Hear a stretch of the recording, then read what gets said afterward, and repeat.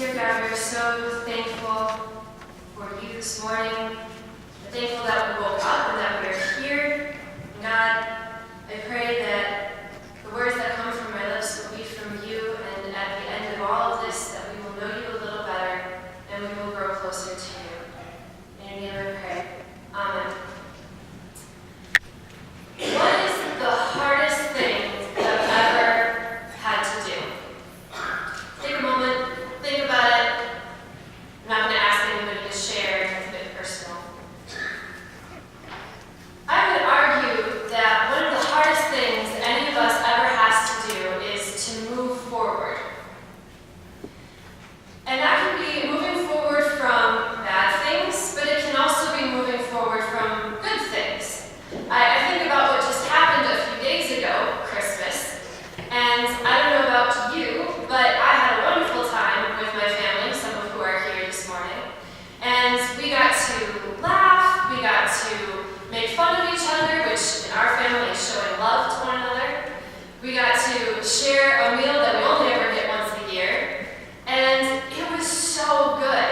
And I could have gone on for hours. I don't know if the rest of my family feels that way, but I would have. And it was hard to move forward, to want to move forward from that because I didn't want to.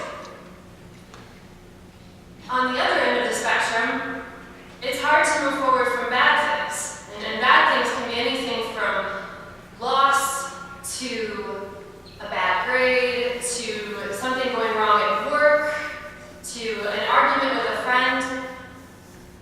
And it can be hard to move forward from the bad things because you feel like you can't. They act like cement shoes, and it makes it really hard to move forward. But moving forward is so important, and it's so necessary. But it is a hard thing to do. And it's a hard thing for individuals to do. It's a really hard thing when you start adding more people to the equation. I mean, think about it. Getting two people to be on the same page is really challenging. Ask any couple or any friendship. At some point, people aren't on the same page, and you need to be in order to move forward. And the more people you add to it, the more complicated it gets.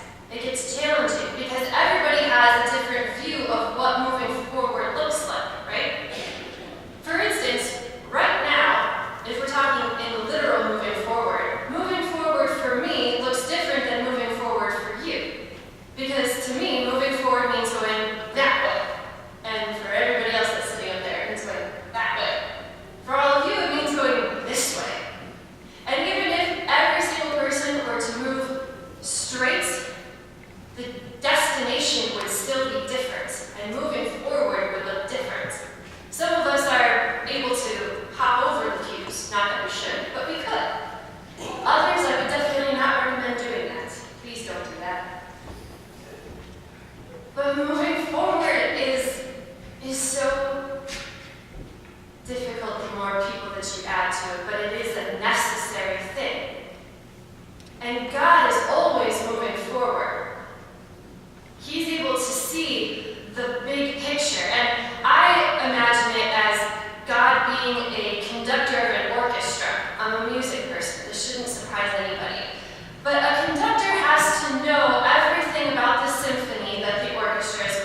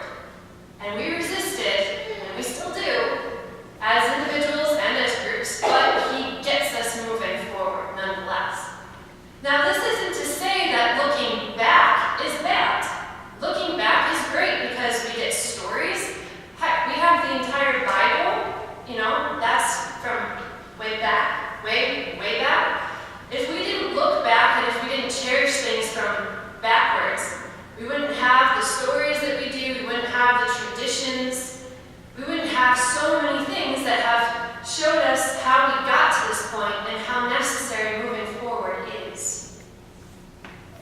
And it's okay to look back. Looking back is great. Living backwards is not. There's a reason why we say moving forwards. It's an active term. It's something you're doing in the present. And you look back. It's a thing that you do. And actually, really, maybe we should say glancing back, because if you're looking backwards and moving forwards, a disaster is going to happen. I guarantee you. You'll walk into something or someone. And we see that looking back is a good thing because in the Bible, we have people from the Old Testament being quoted in the New Testament, and it's significant. It's not just to fill space, it means something. And we see this all the time at Christmas and at Easter especially. If looking back was bad, then God wouldn't have us doing it all the time just by reading His Word alone, let alone all the other things that happen. So, maybe we agree that moving forward is necessary and it's hard. But here's a question that I have for you. We're heading into a new year. Who is moving forward with you? Hopefully you went through a whole bunch of people just now. Who is moving forward with you? Maybe even just into tomorrow, but also into the new year, since that's only a couple days away.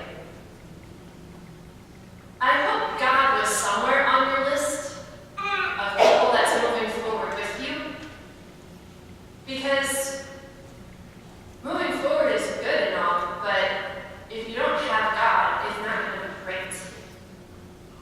We see it in our gospel reading this morning, and I realize that this is not how the scripture is usually used, but bear with me. We see that Jesus and his parents went to Jerusalem to experience Passover, a tradition that happened in the past, that they practiced then and they still practice now, so that's a looking back thing. That's good.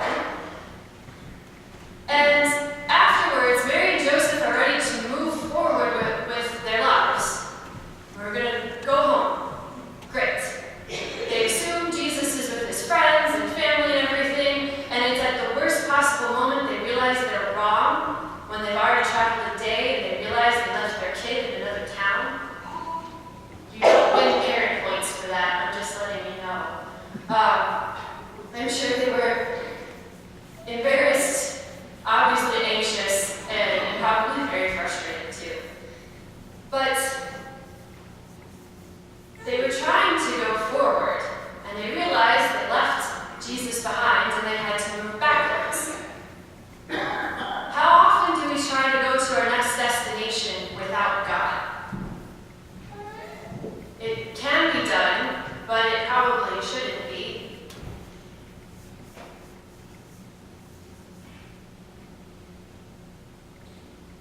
You probably noticed, maybe, there's arrows get used a lot in design, and home decor, and tattoos, and all kinds of things. They're everywhere. And I don't know what every person's reasoning for liking them is, but I do know that there is a certain philosophy that goes with it. In that, in order to move forward and make any kind of impact, sometimes you have to move backwards. So think of it this way. You're the arrow, and God is the archer. Sometimes, in order to move forward, God has to pull you back closer to Him, and then He lets you fly farther than you ever thought imaginable. So, you can move forward. And we always use this term, God is always with you. I've grown up hearing that all the time. God is always with you, and I believe that to be true. But I also believe there's a difference between God being with you and you inviting God to come with you. I believe that the difference is when God is just with you, it's like having somebody silently walking next to you. You don't really